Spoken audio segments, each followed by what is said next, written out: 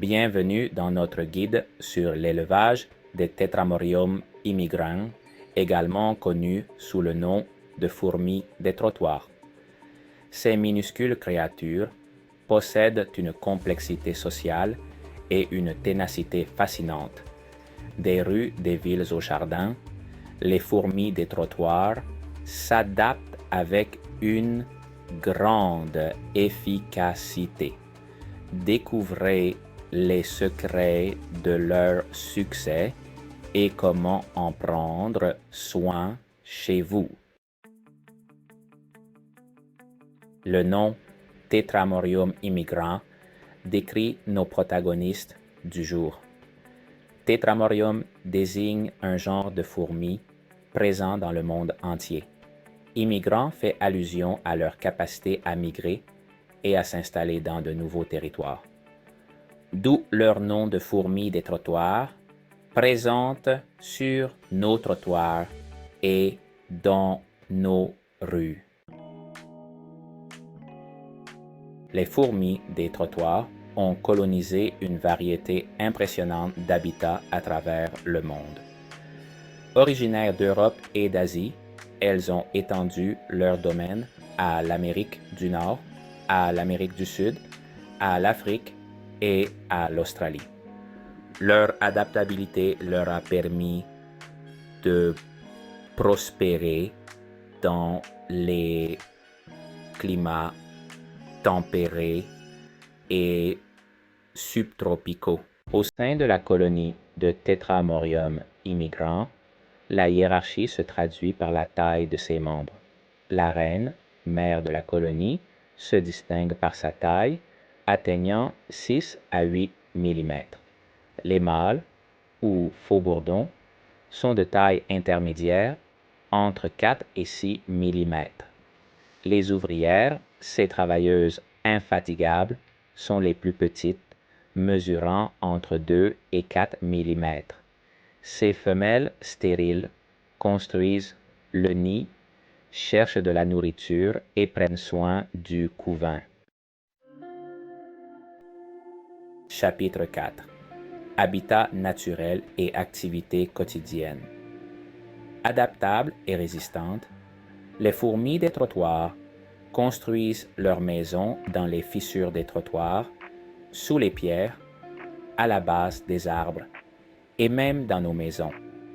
Leurs journées sont rythmées par la recherche constante de nourriture, formant de longues files depuis le nid jusqu'aux sources de nourriture.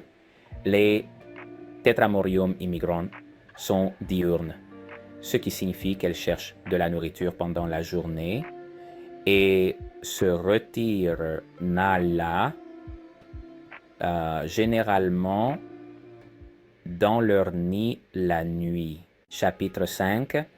Période d'essaimage au Canada.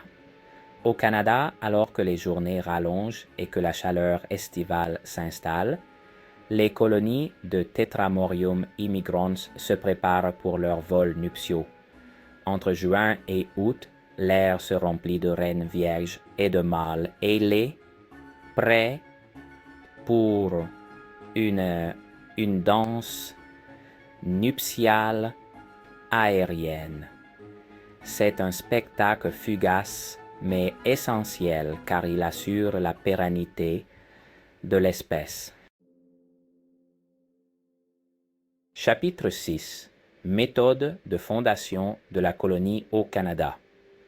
Après le vol nuptial, la reine fécondée entreprend la tâche de fonder sa propre colonie. Contrairement à d'autres espèces, la reine Tetramorium immigrants au Canada est une véritable pionnière. Elle se débarrasse de ses ailes et recherche un site de nidification approprié. Les reines Tetramorium immigrants sont totalement claustrales, ce qui signifie qu'elles n'ont pas besoin de chercher de la nourriture pour produire leur première génération d'ouvrières. Chapitre 7. Monogyne ou polygyne au Canada. Au Canada, la structure sociale des Tetramorium immigrants varie. Elles sont généralement monogynes. avec une seule reine par colonie. Les reines des fourmis des trottoirs peuvent être temporairement polygynes, mais les colonies finiront par n'avoir qu'une seule reine. Elles sont strictement monogynes. Chapitre 8. Temps de développement de l'œuf à l'ouvrière au Canada. Le cycle de vie d'une fourmi Tetramorium immigrans, de l'œuf à l'ouvrière adulte, est fascinant. Au Canada, ce développement prend entre 6 et 8 semaines. De l'œuf à la larve, il faut compter 7 à 20 jours.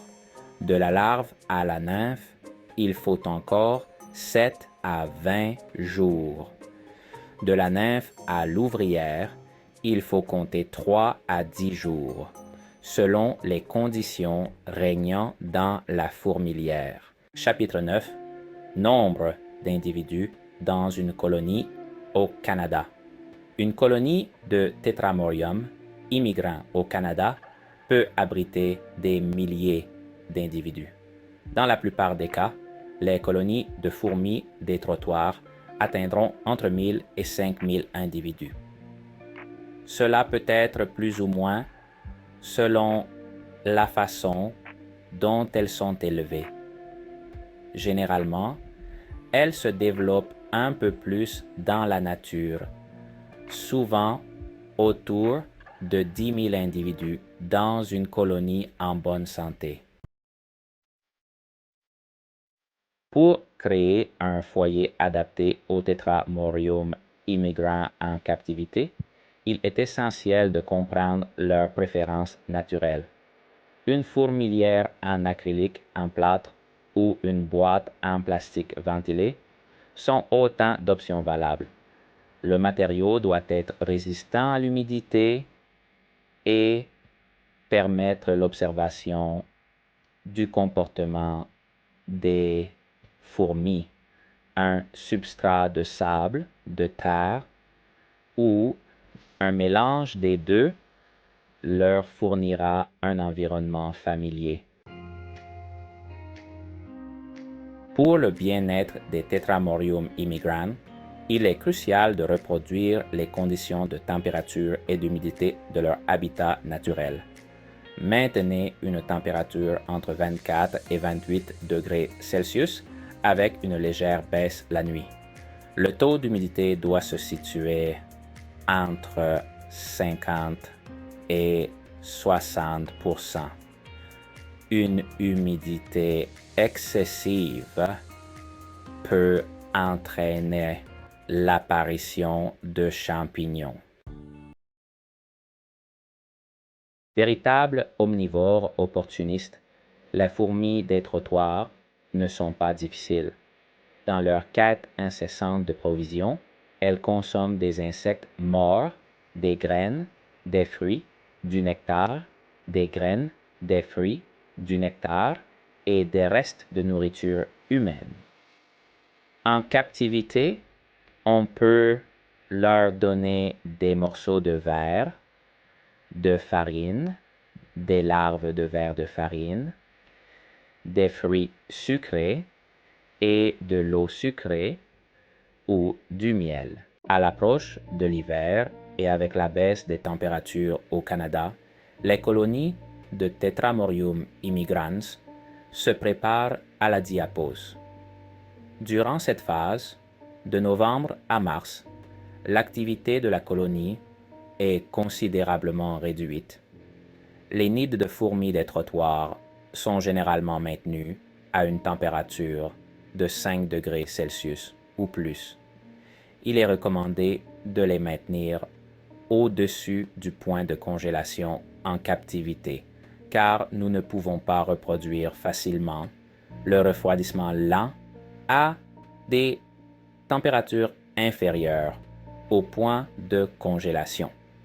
Une hibernation entre 5 et 10 degrés Celsius est recommandée.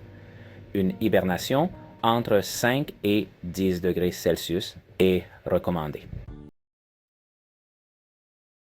Créer une colonie de Tetramorium immigrant en captivité peut être gratifiant, mais il est crucial de disposer de méthodes de confinement appropriées. Une fourmilière bien scellée, avec des parois lisses et une ventilation sécurisée, est essentielle.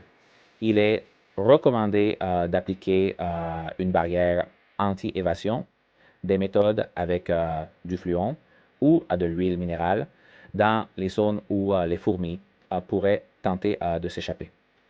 Ces barrières créent une surface glissante qui les empêche de grimper et de s'échapper. La Tetramorium immigrans est une espèce facile, adaptée aux débutants. Bien qu'elles soient robustes, elles ont besoin de conditions spécifiques pour prospérer.